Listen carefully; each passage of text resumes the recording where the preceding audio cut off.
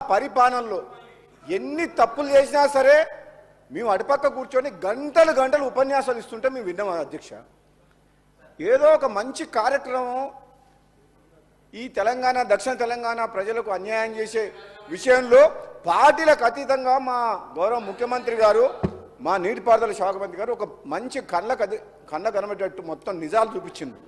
మీరు ఓపికతోటి వినండి, సలహాలు ఇవ్వండి, సలహాలు ఇవ్వండి. సలహాలు ఇస్తే మీరు ఏదైనా సలహాలు ఇస్తే తప్పకుండా ఈ ప్రభుత్వం స్వీకరిస్తేందుకు రెడీగా ఉంది. ఎందుకంటే రాష్ట్ర ప్రయోజనాలను దృష్టిలో పెట్టుకొని ప్రతిపక్ష పార్టీల సలహాలు సూచనలు తీసుకొని కేంద్ర ప్రభుత్వం దగ్గర పెండింగ్ ఉన్న పర్మిషన్స్ ఎందుకు ఇప్పుడు తీసుకురావాల్సిన పరిస్థితి వచ్చిందంటే, మీరు ఆనాడు తొందరపాటు చర్య వల్ల పాలమూరు రంగారెడ్డి కావచ్చు, ఇంకో ప్రాజెక్టు కావచ్చు, మీరు ఒక డిసిప్లిన్గా సిస్టమేటిక్గా పర్మిషన్ సిడబ్ల్యూసి క్లియరెన్స్ కానీ ఎన్విరాన్మెంట్ క్లియరెన్సెస్ కానీ ఇటువంటి అన్ని అష్యూర్డ్ వాటర్ అలొకేషన్ కానీ లేకుండా తొందరపాటు చర్య వేల కోట్ల రూపాయలు మిత్తిలకి బ్యాంకుల నుంచి రుణాలు తీసుకొచ్చి ఈ రాష్ట్రాన్ని అప్పుల పాలు చేసి ఆగం చేసిండ్రు. ఇప్పుడు మా పని ఏంది? తెలంగాణ రాష్ట్ర ప్రజలు తెలంగాణ కాంగ్రెస్ పార్టీకి ఈ ఆగమైన తెలంగాణని గాడిలో పెట్టే ఆలోచన చేసి ఈరోజు కాంగ్రెస్ పార్టీకి ఓటేసి ఈ ప్రభుత్వాన్ని ఏర్పాటు చేసిండ్రు. మేమేమంటున్నాం? మీ తప్పుల్ని మేము సరిదిద్దాం, మాకు సహకరించండి. మీలాగా మాకు స్వార్థం లేదు, అవినీతిలో కూరుకుపోలేదు. ఏ సెంట్రల్ గవర్నమెంట్కో భయపడి ఏ జగన్ మద్దతు కోసమో వ్యాపార లావాదేవీల కోసం చీకటి ఒప్పందాల కోసం ఈ కాంగ్రెస్ పార్టీ ప్రభుత్వం పని చేయదు. ఈ ప్రభుత్వం మీరందరూ కేఆర్ఎంబి నుంచి పర్మిషన్ తెచ్చుకోవాలి, సిడబ్ల్యూ నుంచి క్లియరెన్స్ రావాలని మీకు 10 సంవత్సరాల్లో రాని పర్మిషన్స్ మేము 6 నెలలు సంవత్సరం లోపల పర్మిషన్ తీసుకొచ్చి ప్రాజెక్టులు నడిపిస్తాం తప్పకుండా. ఎందుకంటే మీలాగా మాకు అవినీతి సొమ్ము లేదు, మేము ఎవరికి భయపడాల్సిన అవసరం లేదు. రాజీ లేకుండా పోరాటం చేస్తాం రాష్ట్ర హక్కుల కోసం, తెలంగాణ ప్రజల కోసం. హరీష్ రావు గారు మీకు ఓపిక ఉండాలి. ఎలాగూ మా ముఖ్యమంత్రి గారు ఏం చెప్పిండ్రు? తప్పులు చేసిన ముఖ్యమంత్రి ఏమో ఫామ్ హౌస్లో పడుకుండు, వీళ్ళేమో ఇక్కడికి వచ్చిండ్రు, ఆయననేమో సమాధానం చెప్పడు. ఒక నిమిషం వినండి. అధ్యక్ష ఆయన పార్టీ మీటింగ్లకు పార్టీ ఆఫీస్కు పోరుబాటు చేసేందుకు పోతే కాలు నొప్పి లేదు, కానీ ప్రజా సమస్యల మీద మాట్లాడుతందుకు అసెంబ్లీలో ఇంత ఇంపార్టెంట్ చర్చ ఉన్నప్పుడు మాత్రం మీ ముఖ్యమంత్రి గారు రారు సభకు. అంటే మీ కారుకు డ్రైవర్ లేడా? డ్రైవర్ లేని కారా ఇది?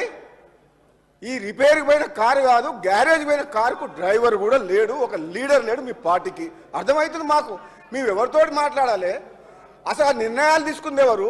ఆనాడు అఖిల పక్షం కానీ ప్రతిపక్షాలు కానీ ఎటువంటి సలహాలు సూచనలు తీసుకున్న 10 ఏళ్ల పాటు ఎవరైనా మాట విన్నారా అధ్యక్ష? ఒక్కరిని మాట్లాడనీయకుండా మాకే తెలివి ఉంది, ప్రాజెక్టుల విషయంలో కానీ ఇంకో విషయంలో కానీ అన్నీ మేమే చేస్తాం, మీకు అసలు తెలివే లేదన్నారు కదా. ఎందుకు కాళేశ్వరం కూలిపోయింది? ఎందుకు ఈ కృష్ణా వాటర్ దోపిడీ వాటర్ అవుతుంది?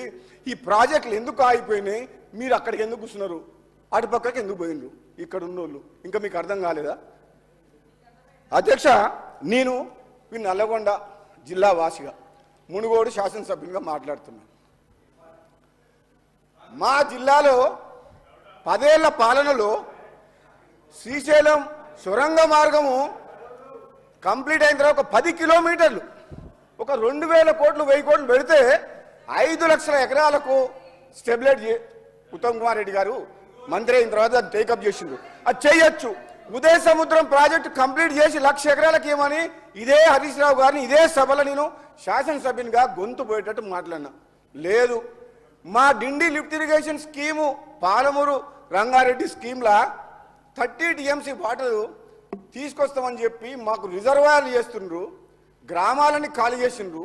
రైతుల భూములు 2013లో పార్లమెంట్లో పాస్ అయిన ల్యాండ్ ఎక్స్పెక్షన్ యాక్ట్ కాదని 5 లక్షలకు 4 లక్షలకు ఎకరాలు ఇచ్చి 30 లక్షలు 40 లక్షల రూపాయలు ఖరీదు చేసే భూములు తీసుకొని రైతులని రోడ్ల మీద పంపించిండ్రు. మరి ఆ పోనీ రైతుల సాక్రిఫైస్ చేసిండ్రు ఎన్నో గ్రామాల ప్రజలు. ఆ ప్రాజెక్ట్ అన్న అయిందా? నీళ్ళు వచ్చినాయా? పోనీ ప్రజలకు మేలు జరిగిందా? అంటే అధ్యక్ష ఎంత బాధతో చెప్తున్నా అంటే head works, source of water ఎక్కడికి వెళ్ళి రావాలనో ఆ టెండర్లను ఇప్పటివరకు పిలవలేదు. టెండర్లు పిలవడం కాదు, ఈ డిండి లిఫ్ట్ ఇరిగేషన్ స్కీమ్కు ఎక్కడికి వెళ్ళి నీళ్ళు తీసుకురావాలి, నార్లాపూర్ నుంచా, ఏదుల నుంచా, ఒట్టెం నుంచా, అది కూడా ఇంకా డిసైడ్ కాలే. కాంట్రాక్టర్ల కోసం ప్రాజెక్టు పిలిపించి వేల కోట్ల రూపాయల అప్పులు తీసుకొచ్చి రిజర్వాయర్లు కంప్లీట్ చేశారు. కానీ ఆ కెనాల్ వరకు టనల్ వరకు ఎక్కడికి వెళ్ళి తీసుకురావాలో ఇంతవరకు నిర్ణయం తీసుకోవాలంటే ఇక హరీష్ రావు గారు మంత్రిగా పనిచేసి ఏం సమాధానం చెప్తారు అధ్యక్ష? అంటే ప్రజల సొమ్ము వేల కోట్ల రూపాయలు మొత్తం దుర్వినియోగం చేసిండు. గుండె తరుక్కపోతుంది.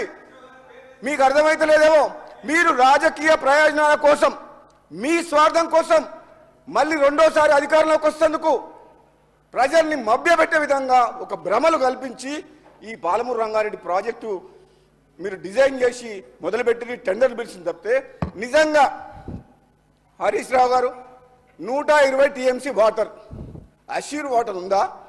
45 టీఎంసీ అన్న 45 డేస్లో 2 టీఎంసీ అని చెప్పి డిజైన్ చేసిర్రు, పంప్ హౌజులు కట్టిర్రు, వేల కోట్ల రూపాయలు కాంట్రాక్టర్లకు ఇచ్చిండ్రు. ఇప్పుడు నీకు 90 టీఎంసీ వాటర్ వస్తుందా? ఇప్పుడు మళ్ళీ 45 టీఎంసీ అని చెప్పి మనకు ఉత్తమ్ కుమార్ రెడ్డి గారు చెప్తున్నారు. అది కూడా మీడియం ఇరిగేషన్ గతంలో అలాట్ చేసిన కృష్ణా వాటర్ ట్రిబ్యునల్లో అలాట్ చేసిన వాటర్ని మనం తీసుకుంటే పాలమూరు రంగారెడ్డికి ఈ విధంగా చెప్పుకుంటే పోతే అధ్యక్ష, వీళ్ళు చేసిన ఏమంటే ఈ వ్యవస్థని ఈ తెలంగాణ రాష్ట్ర ప్రజలకు తెలవాలని మా గౌరవ నీటిపారుదల శాఖ మంత్రులు ఈరోజు బ్రహ్మాండంగా ప్రజలందరికీ తెలిసే విధంగా ఈ నీటిపారుదల రంగంలో దోపిడీయే కాక నిర్లక్ష్యమే కాక వీళ్ళు చేసిన వల్ల ఎంత నష్టం అయింది అనేది ఈరోజు చాలా క్లియర్గా చెప్పిండ్రు. నేను ఒక జిల్లా వాసిగా చెప్తున్నా అధ్యక్ష, రేపు పోరుబాట అని పెట్టిండ్రు నల్లగొండ జిల్లాలో. నల్లగొండ జిల్లాలో గత ఎన్నికల్లో క్లియర్ తీర్పిచ్చిన ప్రజలు. ఈ నల్లగొండ జిల్లా ప్రజలకు ఈ ప్రభుత్వం తెలంగాణ వచ్చిన తర్వాత రైతాంగం కష్టాలు పోతాయని ఫ్లోరైడ్ ఎఫెక్టెడ్ ఏరియా మా జిల్లా. అటువంటి వాళ్ళందరూ ఎన్నో ఆశలతో ఉంటే 10 ఏళ్ల పాటు నేను కుర్చేసుకొని కూర్చొని పనిచేస్తా ఈ సొరంగ మార్గం దగ్గర, ఈ శివన్నగూడెం రిజర్వాయర్ దగ్గర అని ఆనాడు ముఖ్యమంత్రి హోదాలో వచ్చి ఈడ ప్రారంభోత్సవం చేసిన మనిషి మళ్ళా మచ్చుకు కూడా కడవలే రాలే. అదే కూలిపోయిన కాళేశ్వరం ప్రాజెక్టు మీద 1,00,000 కోట్లు పెట్టి ఈ ప్రజాధనం దుర్వినియోగం చేసి ఈరోజు రాష్ట్రాన్ని అప్లపాలు చేసిన ఘనత వీళ్ళది.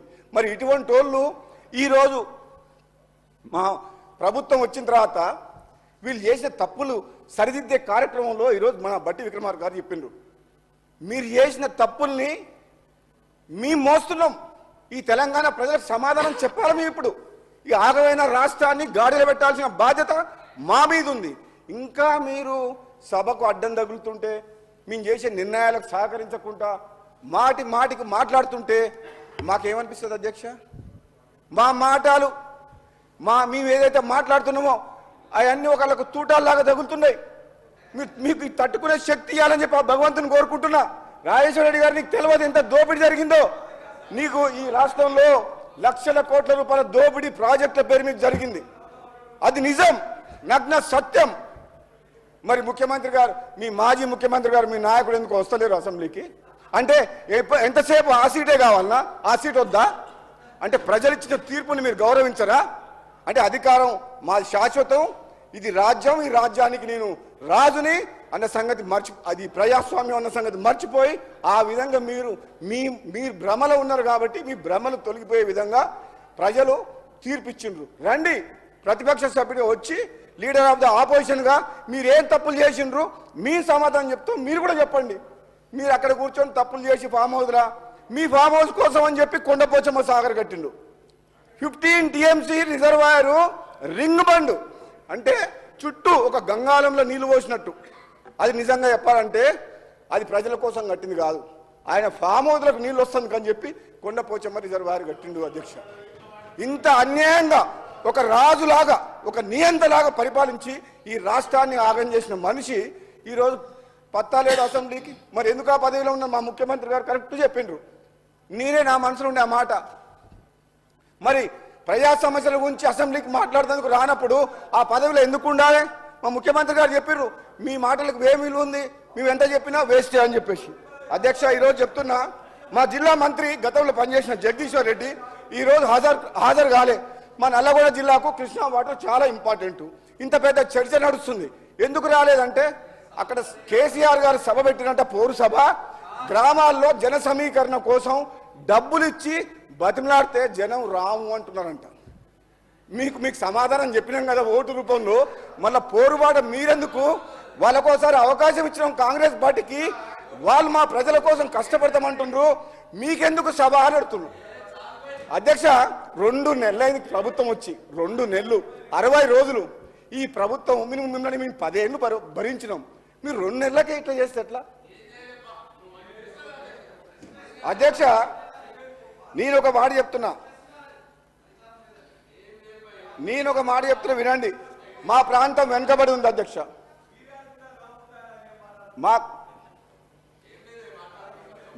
మీరేం మాట్లాడతారు, ఇప్పుడు వినండి కొంచెం. మీరు వింటే ప్రజలు సంతోషిస్తారు. ఇప్పుడు మాట్లాడితే అడ్రస్ లేకుండా పోతారు, మళ్ళీ ఆ ఆపోజిషన్లో కూడా ఉండరు.